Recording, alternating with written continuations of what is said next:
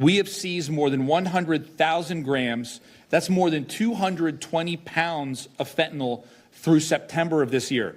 That puts us at over 50 million doses and counting. And when we talk about a dose, what does that actually mean? So this little packet right here weighs 2 milligrams, okay?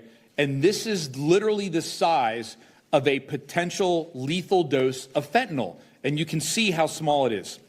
This is all it takes to end a life, to end the hopes and dreams of a human being, to absolutely devastate a family and circle of friends, causing lifelong pain and suffering. So that's Pennsylvania Attorney General Dave Sunday earlier this week announcing a massive fentanyl bust in the Keystone State. 50 million doses of the lethal opioid have been taken off the streets. And according to the AG, that figure already tops what officials seized in all of 2024. Yeah, that's huge. This coming on the heels of the FBI taking down a large drug trafficking gang. This in Kensington, which is a district within Philadelphia, Pennsylvania. Federal prosecutors announcing the indictment of 33 people associated with the gang whose activity involved substantial volumes of fentanyl and other deadly narcotics, as reported. With that, let's welcome in the Pennsylvania AG, Dave Sunday. Sir, welcome back to National Report. Can you share some more details about this major bust and what kind of impact it will have on Pennsylvanians? Absolutely. And so to begin with, everything we do in law enforcement here in Pennsylvania is as a team. And that purpose of that press conference that you just highlighted was to show that we've actually removed over 50 million doses of fentanyl from the streets throughout, and this is throughout the entirety of Pennsylvania for this year alone, which exceeds where they were for the entirety of last year. And I appreciate you highlighting this issue because when you talk about 50 million doses, that's 50 million lives that could have been taken in one instant. You know, I say all the time, when I was a kid, if you make a mistake, you might not feel well for a day. But the reality is, in today's world, one mistake by a child could equal death. And I'm so proud of the work that we've all done together. And that includes the FBI, the DEA, the U.S. Attorney's Office, all the way down to the municipal police departments here. Everybody's on the same page. Everybody's rowing in the same direction. And this is absolutely crucial for the safety of our community. You know, there was more to that press conference that we have for the viewers. This one from the Philadelphia Police Commissioner, Kevin Bethel. Here's that. This is not a neighborhood problem, ladies and gentlemen. You know, it's not a Kensington problem, even though we were attacking Kensington last week. Or is it a city problem? This is a Commonwealth problem. It's an American problem. You know, it does not care. Fentanyl does not care about the borders. It doesn't care about what zip code you come from. It doesn't care what politics you're involved in. Well said by the commissioner. It's an American problem. Yes. And you've seen President Trump overseas meeting with President Xi, obviously discussing a massive amount of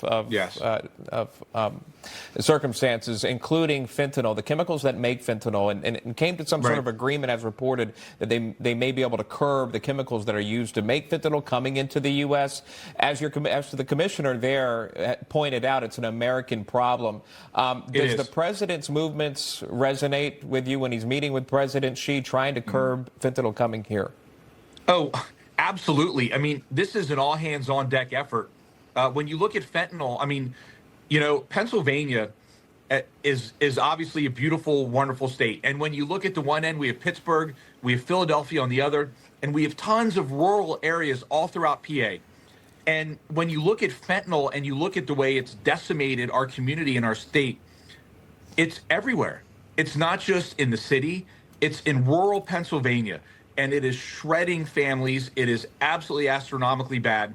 And when you have a president of the United States who is out there fighting for this issue and doing what he can to stop the precursor chemicals that are the ones that are utilized to make this horrific poison, then that gives all of us hope, because we know that it's not just us fighting it here in the streets every day. It's also being fought around the world, and that's exactly what we need to hear. Yeah, a reminder that that really it can reach all different types of communities in your state and across this country, quite frankly. But let's dive into another issue that's impacting families, and that's the ongoing government shutdown. Families who rely on SNAP benefits set to expire this weekend. Estimated about 2 million Pennsylvanians will lose access to these food stamps as the shutdown endures. And now I want to talk to you about this, AG, a conflict that appears to be brewing between Democratic Governor Josh Shapiro and Republican State Treasurer Stacey Garrity, who had proposed issuing a low-interest loan to fund SNAP benefits. But then apparently Shapiro, pushing back on the proposal on the grounds that it costs the state at least $300 million, doesn't think it will work. How do you view this, and can there be a short-term solution by Pennsylvania leadership? So I think at the end of the day, the citizens do not care about conflicts between leaders. They want to see outcomes. And that's the most important part of what we do as elected officials and as public servants. And I think I applaud the efforts by our state treasurer, Stacey Garrity, in trying to seek some type of resolution, to come up with some creative idea to put us in a position where these SNAP benefits can continue to flow. I think that everyone acknowledges, and they should acknowledge, the terrible impact on our communities if and when SNAP benefits cease to exist. And so with that in mind, I'd like to also bring up something that I, as a chief law enforcement officer, am very concerned about, and that is the potential for all the scams that are going to come to people that are already suffering by not having those benefits. And I can tell you right now, one of the worst things I see every day are scams where predators prey on people that are in really bad situations. And so I can tell you right now, we are going to see an uptick in people that are reaching out to these individuals, trying to get them to provide them their data, saying that they can help them get their SNAP benefits. And this is something that is very, very worrisome to me. And my hope is that we will have more creative solutions like that our state treasurer, Stacey Garrity, put forward. Yeah, I mean, in Congress right now, Democrats are voting to block reopening the government. They went through, I believe, 15 votes already. And every one of them is to block the reopening of the government. And this would, again, impact so many there in Pennsylvania and obviously throughout the nation. That would happen on Saturday, November 1st. A lot of folks watching that. All right, AG Dave Sunday joining us. AG, good to see you. Happy Halloween to you, by the way. Thanks so much for joining us. Yep. It's great to be here. Happy Halloween to you as well. Thank you. Thank you.